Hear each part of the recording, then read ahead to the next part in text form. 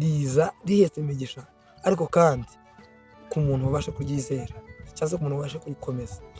Noneho rero kutarisohoza ni urupfu ruza rihese. Mu yandi magambo, it brings destructions. So niba rero nk'abakozi b'Imana, niba rero nk'umwana wo mu bwami, ubasha kwirebe twisuzume, kubera yuko once we promise someone, you have to promise with a sober mind. Niyo mpamvu birivuga ngo ntuzifuze gusezerana isezerano uba wihambiriye na wa muntu. Bivuze ngo umusezeranije kumukorera iki kintu ntugikoze. Mu yandi magambo, ubuzima bwawe ubuhambirishije rya sezerano n'undi muntu. So mu yandi magambo, iyo ushaka rero isezerano ko kitagukurikira, wirinda gusezerana.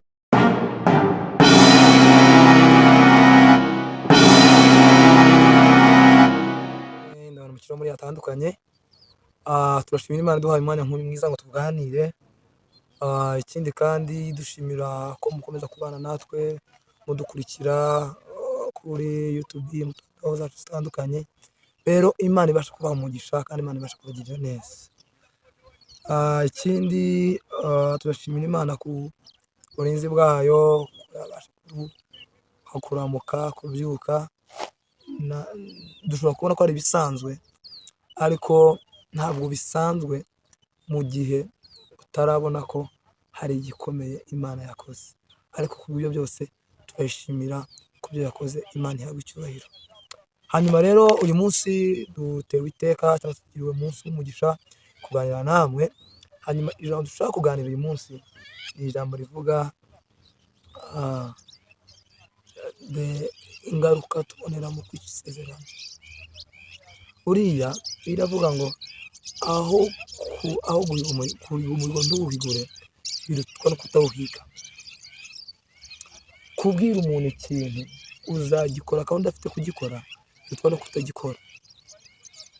Ku rubyiruko, yenda reka mvuge ku rubyiruko, kubwira umukobwa cyangwa se umuhungu ngo muzashakana, hanyuma ntubashe kubitimiza nk'uko mwabipanze, iwo nawo ni umugozi wawishyizemo. Mu yandi magambo rero bivuze iki? Mu yandi magambo, buriya nta masengesho akomeye cyangwa se nta mugozi ukomeye ubaho uruta amajambo yawe. Sinzi niba ikintu tucyumvikanye. Biravuga ngo Imana ikurikirana ijambo ryayo kugeza irishoboye. Niyo imyaka yaba ibihumbi n'ibihumbagiza, aho kugira ngo ijambo Imana yavuze ngo ribashe cyangwa se guhera, ribashe kugera igihe ridasohora, isi n'ijuru byabasha kuvaho. Mu yandi magambo, Imana ikurikira ijambo ryayo imyaka n'imyaka kugeza irisohoye. So mu yandi magambo icyo dushaka kuvuga, don't just promise the word and don't just speak the word by just speaking. Ntukomeze kuvuga ijambo bitewe n'uko ushaka kurivuga, ahubwo uvuga ijambo kubera yuko rifite icyo rigomba kurema muri wowe. Reka dusome hano mu gitabo cya Zaburi. Turasoma Zaburi 89. Hanyuma turasoma umurongo wa 2 n'uwa 3 kugeza ku wa 4. Hanyuma turasoma mu rw'icyongereza aho muri yatandukanye. Karibu cyane. Haravuga ngo, for I have said, mercy shall be built up forever. Your faithfulness you shall establish in the very heavens. Mungu tukavuga ngo, I have made a covenant with my chosen. I have sworn to my servant David. Your seed will establish forever and build up your throne to all generation. Amen. Iri ni ijambo ry'Imana. Haravuga ngo I have said, nagaragaje ubuntu, nagaragaje impuhwe zanjye no kwizera kwawe, ko ndavuga ngo you shall establish in the heavenly heavens. Uzakomera hejuru y'amajuru. gatatu niyo twashatse kubivuga na kabiri na kane, haravuga ngo nasezeranye isezerano ryanjye hamwe n'abo natoranyije n'intoranwa zanjye. Aravuga ngo I have sworn, narahiriye Dawidi umugaragu wanjye, ndamubwira ngo intebe y'ubutware ntabwo izigera iva mu wawe, cyangwa se izategeka iteka urubyaro n'imbyaro ziza. None se iyo tuvuze gutyo bishatse kuvuga iki? Cyangwa se iyo tuvuze ngo Imana ubwayo yasezeranyije Dawidi yari umukozi w'Imana, yari umuntu wubaha Imana, yari umuntu ugendera amategeko y'Imana, yari umuntu ugendera amateka y'Imana. Hanyuma ikibazo kiza kuba abana ba Dawidi, harimo Salomo n'abandi bagiye bamukurikira, bagiye bakora ibyangwa n'Uwiteka. Uwiteka ntiyakuraho isezerano yasezeranyije Dawidi. Aravuga ngo Yuda nubwo uzakora icyaha nzagukubita akanyafu, nzagukebura, ariko kandi uzongera kubera isezerano nagiranye na Dawidi ntabwo nzigera nivuguruza. Mu yandi magambo icyo nshatse kuvuga, isezerano rigira imbaraga mu buryo utabasha kubisobanukirwa. Mu yandi magambo, iyo dusezeranye tukabasha kuvuga ngo nkubwiye ko ntazageraho, cyangwa ko nzakora iki, nkubwiye ko nzakora iki, hanyuma simbashe kubikora cyangwa se nkabikora gutandukanye, Satani icyo gihe aza bugufi bwacu, cyangwa se aza hafi natwe kugira ngo abashe kurwanya rya sezerano, cyangwa se abashe kurekereza arebe ko isezerano twabasha kuryica. Mu yandi magambo, iyo wishe isezerano, icya mbere, you bring yourself to death, wikurura urupfu muri wowe, kubera ko isezerano riza rihetse imigisha, ariko kandi ku muntu wabasha kuryizera cyangwa se ku muntu wabasha kurikomeza. Noneho rero kutarisohoza ni urupfu ruza rihese. Mu yandi magambo, it brings destructions. So niba rero nk'abakozi b'Imana, niba rero nk'umwana wo mu bwami uba ubasha gutanga isezerano, make sure you will come to follow that promises. Kubera ko ijambo wavuze cyangwa se icyo basezeranyije, rimwe na rimwe wowe ushobora kubona ko ridafite imbaraga, kubera ko wavuze ni umuntu runaka nabwiye, but iyo wasezeranyije uba wihambiriye na wa muntu. Bivuze ngo umusezeranije kumukorera iki kintu ntugikoze. Mu yandi magambo, ubuzima bwawe ubuhambirishije rya sezerano n'uryo muntu. So mu yandi magambo, iyo ushaka rero isezerano ko kitagukurikira, wirinda gusezerana byinshi utazasohoza. Niba tugiye mu makanisa cyangwa se bakubwiye twikanze turimo turatanga fundraising, dutanga amafaranga runaka y'inyubako cyangwa se izindi mpamvu runaka mu kanisa tugenda dutanga, afazari uzatange makeya azasohora, cyangwa se matoya make uzashobora.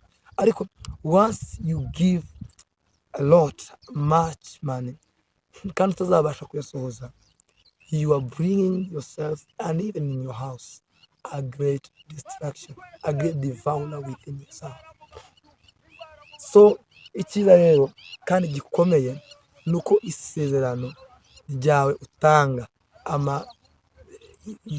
ntuzigere ushaka gutanga byinshi ibyo batekereza.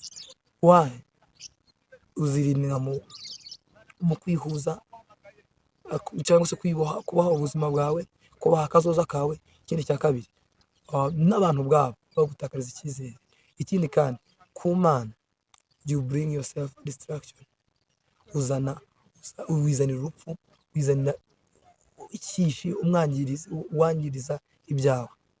So let's watch ourselves, reka twirebe, twisuzume, kubera yuko once we promise someone, we have to promise with a sober mind.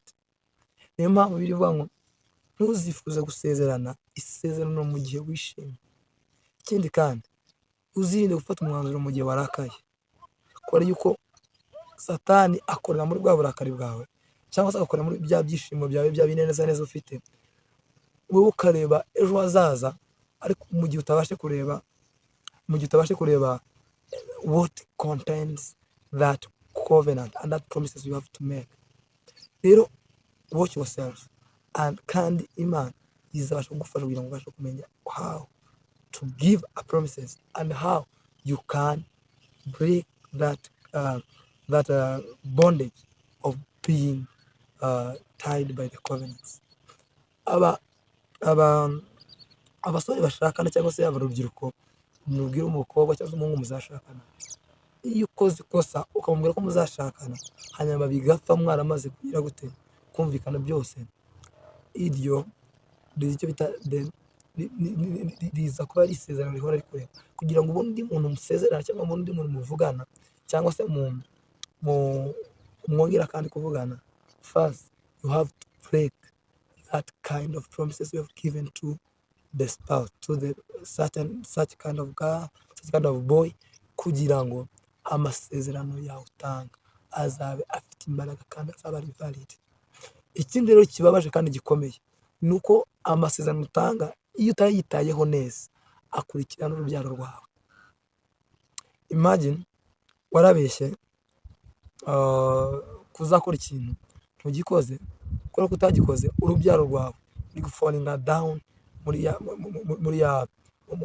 ya sin, falling down muri ya covenant wakoze. Urugero, Abraham yarabeshye ko Sara ari umudamu wiwe, ari umusiki wiwe. Isaka arabeshye, Yakobo arabeshye. Mu yandi magambo birakomeza biragenda. Yakobo n'abana be baramubeshye, bavuga ko Yosefu yapfuye, bavuga ko Yosefu yapfuye bazana n'ikanzu yiwe. Mu yandi magambo, once you tie yourself in a covenant that you will never fulfill, uba wizaniye umugozi uguhambira, kandi ntabwo ubuzima bwawe buzigera bugera kure mu gihe udafashe umwanya ubashe ku breaking down izo promises wakoze. Niba bishoboka ku rwawe ruhande, try to understand what is covenant, what is the promises, what is the word that you agree with someone, amajambo uvugana n'undi muntu, hanyuma umenye ko if it is possible never make a covenant with him, kubera yuko bizana urupfu. Ikindi kandi, the promises we make with the non-believers, isezerano dukorana n'abatizera, rizana urupfu, rizana ibyago mu buzima bwacu, kubera yuko bafite ibindi bizera bitari iby'Imana twizera. Urugero, hari umvugo tumeje ubundi wabwije aravuga ngo n'umugabo nkunda kumukurikira cyane, aravuga ngo mu gihe ukora igisezerano n'abatizera cyangwa abandi bantu bizera ibindi ikintu kibaho ntabwo suko bari bwizere, cyangwa se niyo banizera nta kibazo, ariko mbere yuko bizera you bring destruction, you bring the devourer, you bring the death within your life. Ngaho rero tekereza kuzana ikintu kizakwicira ubuzima, kizakwicira destiny yawe, kizica inzozi zawe, kizica ushaka kugeraho. Ibyo ni umwuka wa Satani, kuko umwuka w'Imana ni kuduha imbaraga, ni kuduha gukomera, ni kuduha gutera imbere tugere kure. Rero iyo ibyo tubitekereje, we have to understand what we have to do in the name of Jesus Christ.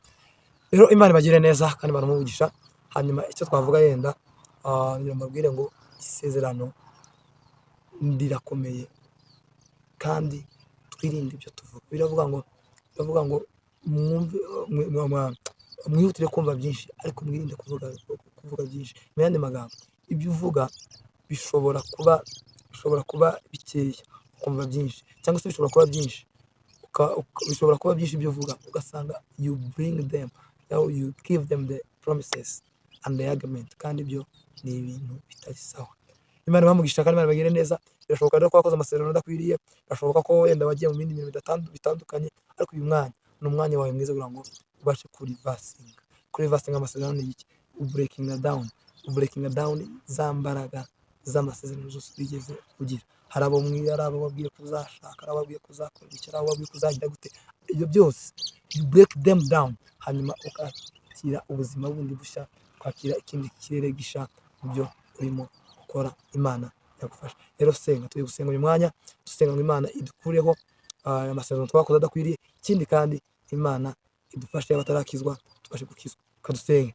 Data mu izina rya Yesu, aba ni abana bawe, Mana yanjye, bakoze amasezerano bidakwiriye, cyangwa se bakoze amasezerano adakwiriye, cyangwa se bakoze amasezerano ntibabasha kuyuzuza nk'uko bikwiriye, kandi ijambo ryawe ryatubwiye yuko dukoze amasezerano atari sawa, cyangwa se tugakora n'amasezerano Data ntituyuzuze, ayo masezerano atuzanira umuvumo, ayo masezerano atuzanira Data distraction. Data turamenagura imigozi y'amasezerano tuboshye, turamenagura imigozi ya agreement tuboshye, abo Data twabeshya, abo twabwiye ibintu twabasha kubikora. Mwami Imana yanjye, uyu mwanya turakuraho iyi migozi, urwandiko Satani turega ko twigeze gukora ibintu ntitubashe kubyuzuza, uyu mwanya turabisenya, uyu mwanya turabikuraho. Imbaraga z'Uwiteka reka zigaragare, amahoro y'Uwiteka agaragare mu buzima bwacu guhera none. Mana, imbaraga zawe reka zibashe kugaragara, ubwiza bwawe reka bubashe kugaragara. Buri muntu nkurikira wese ahari atandukanye, ayo yavuze amasezerano, yavuze ibyakoze bitandukanye, uyu mwanya Data gitare gikomeye, reka ubashe kumuzamura, reka ubashe kumuzamura, reka ubashe kumushyira hejuru, reka imbaraga zawe zibashe kugaragara Mana muri we. Ibi murega byose, imigozi yose y'amasezerano yakoze azi cyangwa se atazi, Mwami Imana yanjye, yibuka n'ayatibuka, turayamenagura, turayata hasi. Ayo Satani akoresha kugira ngo abashe kumutsindishiriza, ayo masezerano turayakata mu izina rya Yesu. Imbaraga zawe zigaragare, mwuka wawe nugaragare, uraneza kwani kugaragare, kugira ngo kaziteka ryose mu izina rya Yesu. Data ashobora kuba ari abatarakizwa, uyu muntu abasengeye bakira agakiza kawe, ibyo bacamo bitandukanye. Mwami Imana yanjye, imbaraga zawe zibagaragareho, ubwiza bwawe bubagaragareho, agakiza kawe kabagaragareho, umwuka wera wawe abagaragareho. Mana, urakoze Mana yanjye, baho imbaraga zawe, bakubwira neza kwawe, abatarakizwa bashe kumenya Mana, bashe kukumva, cyo bigaragare kandi ukaziteka ryose mu izina rya Yesu. Watanga urugendo rusha, urugendo datari rugoye, ariko Mwami Imana icyo nzi neza nuko Data watangije urugendo datari muri we, muri bo uzabasha kurusohora. Cyubahiro n'ikibi cyawe, umurani kubukwawe, kwera ukaziteka ryose mu izina rya Yesu kandi tubyizeye, amen. Murakoze cyane, Imana bamugisha, abatarakizwa uhere none urakijwe, wegere kanisa rikwegereye, umushumba azabasha kukuyobora kandi azabasha kugufasha muri byose. Imana bamugisha. Murakoze cyane, kandi dukomeze kurikira ibiganiro byacu kuri YouTube channel yacu, gukora subscribe na share. Imana ibagire neza, ndakoze cyane, amen.